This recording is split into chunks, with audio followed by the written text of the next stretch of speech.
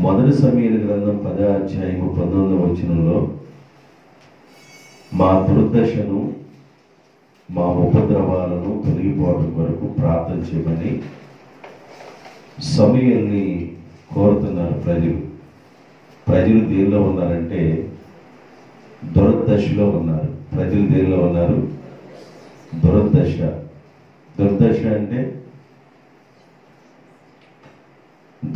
అంటే ఏంటంటే ఏది కలిసి రావటంలా, అనుకున్న ప్రతిదీ సక్సెస్ఫుల్ అవటంలా, ఏది కలిసి రావటంలా. అలాంటి దుర్దశలో ఉన్న మమ్ములను, ఉపద్రవాల్లో ఉన్న మమ్ములను బయటేయమని మాకు ఒక రాజు కావాలని ఆ రోజున సమూయేలుని ఇజ్రాయేల్ ప్రజలు అడుగుతున్న భాగాలవి.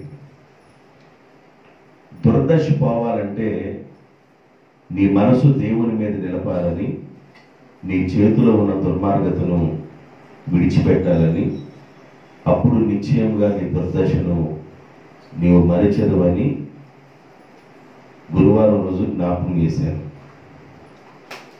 దుర్దశలో నుండి మహర్దశలోనికి, అంటే ఉన్నతమైన దశలోనికి వెళ్ళిన అనుభవాలు కలిగిన భక్తుల్ని జ్ఞాపకం చేశారు. గొర్రెల దొడ్డిలో ఉన్న దావీదు భక్తుడిని ఇజ్రాయేల్ ప్రజల రాజుగా చేయటం, గేటు దగ్గర ఉన్న వాచ్మెన్గా ఉన్న మొర్దెకైని ప్రధానిగా చేయటం, బబులోను దేశంలో గుర్తింపబడని షడ్రకు, మెషకు, అబేద్నెగో, దానియేలుని అదే బబులోను దేశంలో ప్రధానిగా దేవుడు చేయటం, గుంటలో వేయబడి పనికిరానని అమ్మబడ్డ యేసేపు ఐగుప్తు దేశంలో మార్కెట్లు పెట్టి ఆయన నమ్ముకుంటే, ఏ దేశంలో అమ్మబడ్డాడో, ఏ దేశంలో సంతలో పెట్టి ఆయన అమ్మబడ్డాడో అదే దేశంలో ప్రధానిగా దేవుడు నిలబెట్టినట్లుగా, ఒక ఉన్నతమైన దశకెళ్ళినట్లుగా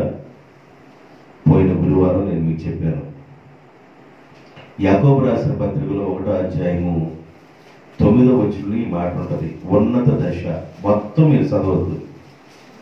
యాకోబు రాసిన పత్రిక 1వ అధ్యాయము 9వ వచనంలో, 1వ అధ్యాయము 9వ వచనం. నా మాట మీకు అర్థం కావట్లేదేమో. 1వ అధ్యాయము 9వ వచనం. ఉన్నత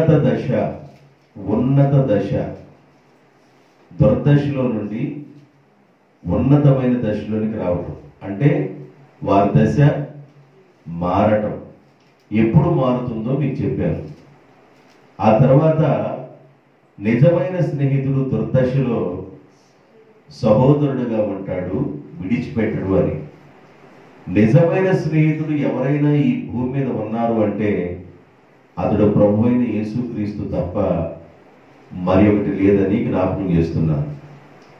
నిజమైన స్నేహితుడు ఏం చేస్తాడంటే, మనం కష్టాల్లో ఉన్నప్పుడు, బాధల్లో ఉన్నప్పుడు, ఇబ్బందులలో ఉన్నప్పుడు నిజమైన స్నేహితుడు మనల్ని ఆదుకుంటాడు. నిజమైన స్నేహితుడు మన దుర్దశలో మనల్ని పట్టించుకుంటాడు. అన్ని ఉన్నప్పుడు పట్టించుకునేది ఏముంది? అన్ని ఉన్నప్పుడు అందరూ బంధువులు అవుతారు. ఏమీ లేనప్పుడే మనల్ని జ్ఞాపకం చేసుకునే వ్యక్తులు కావాలి.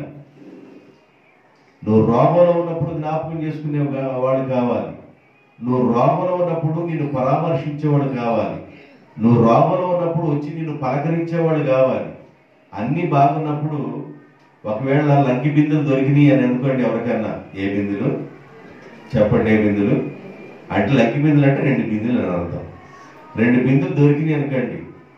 మీ ఇంట్లో పునాది వేస్తుండగా పునాది కింద గల్లు అని తగిలింది అనుకోండి.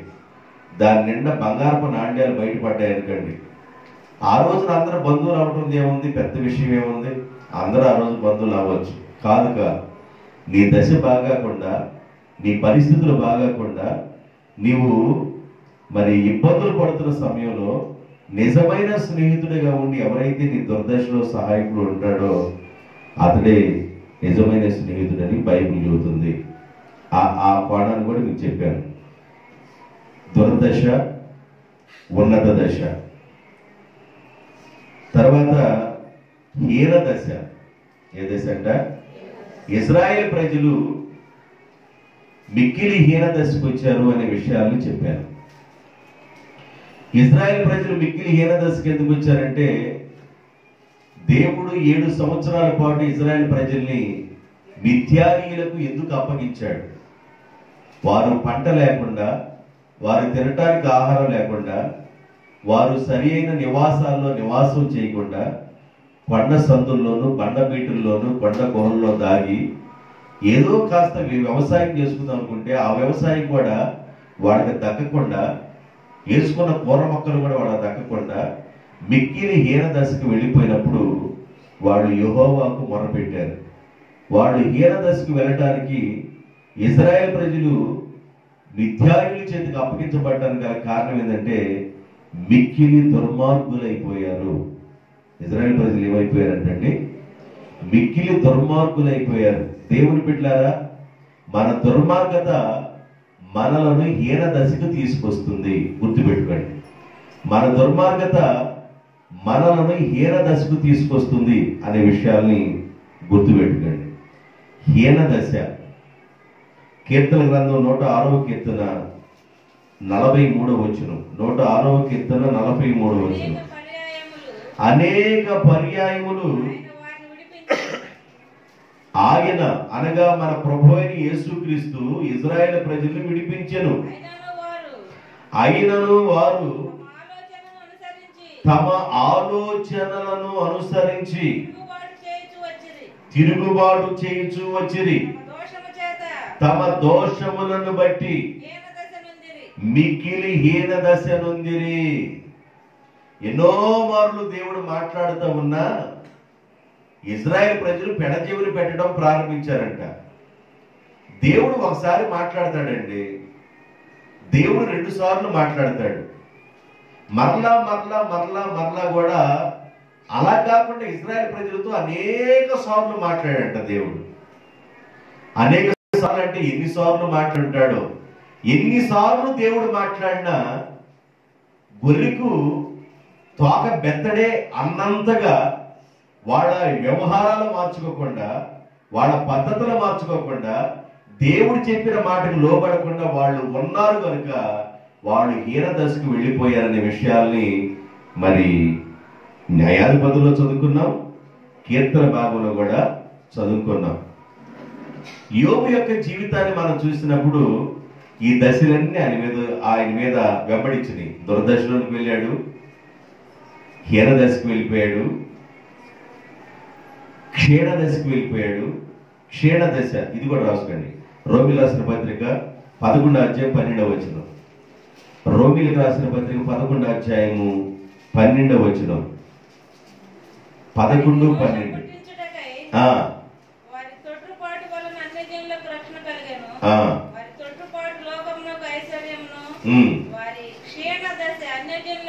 క్షీణ దశ, హీన దశ, దుర్దశ ఇవన్నీ మనిషిని పట్టి పీడిస్తున్నాయి. ఒక మనిషి ఏది చేసినా కలిసి రావటం లేదు, క్షీణించిపోతున్నారు. కలిసి రావటం లేదని ప్రజలు ఏం చేస్తున్నారంటే, కలిసి రావాలంటే ఏమి చేయాలి? కలిసి రావాలంటే ఏమి చేయాలి? పేడ కళ్ళు నీళ్లు పట్టాలా ఇంటి ముందు? లేదా రథం ముగ్గు ఏమన్నా వేయాలా? రథం ముగ్గు బోర్ల పడ్డట్టుగా వేయాలా?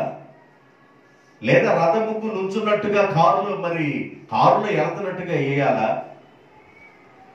లేదా కాస్త గొబ్బెమ్మలు పెట్టి కాస్త పూలు అక్కడక్కడ గుచ్చితే బాగుంటుందా? ఇవన్నీ చేస్తే కాస్త దశ ఏమైనా మారుద్దా అంటే, ఆ దశ మారకపోగా ఆ చేయి చూపించుకున్న దగ్గరికి వెళ్తే ఇక శనీశ్వరుడు నిన్ను వదలలేదు, 5 నెలల తర్వాత వదులుతాడని చెబుతారు. ఆ తర్వాత నీ దశ మహర్దశ అంటాడు. కానీ 5 సంవత్సరాలైనా ఆ క్షీణ దశలోనే ఉంటారు ఆ ప్రజలు. కారణం ఏంటంటే అలవాట్లు మార్చుకోకుండా, పద్ధతులు మార్చుకోకుండా, మనసు మార్చుకోకుండా, పాపాన్ని విడిచిపెట్టకుండా మన దశ మారనే మారదు. మన దశ మారాలంటే మన అలవాట్లు మార్చుకోవాలి, మన పద్ధతులు మార్చుకోవాలి. అంతకుముందు పద్ధతులు వేరుగా ఉన్నాయి, ఇప్పుడు పద్ధతులు వేరుగా ఉండాలి. అంతకుముందు అలవాట్లు వేరుగా ఉన్నాయి, ఇప్పుడు అలవాట్లు వేరుగా ఉండాలి. అంతకుముందు మాటలు వేరుగా ఉన్నాయి. ఎవరితోనన్నా మాట్లాడుతున్నప్పుడు ఏమాయ్ ఏమే మెమ్మ కూడా ఉన్నాడా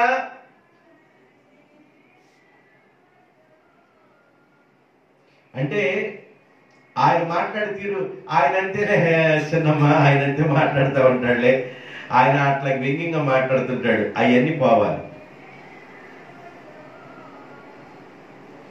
అమ్మాయి మీ నాన్న ఉన్నాడా అంటే పోదు.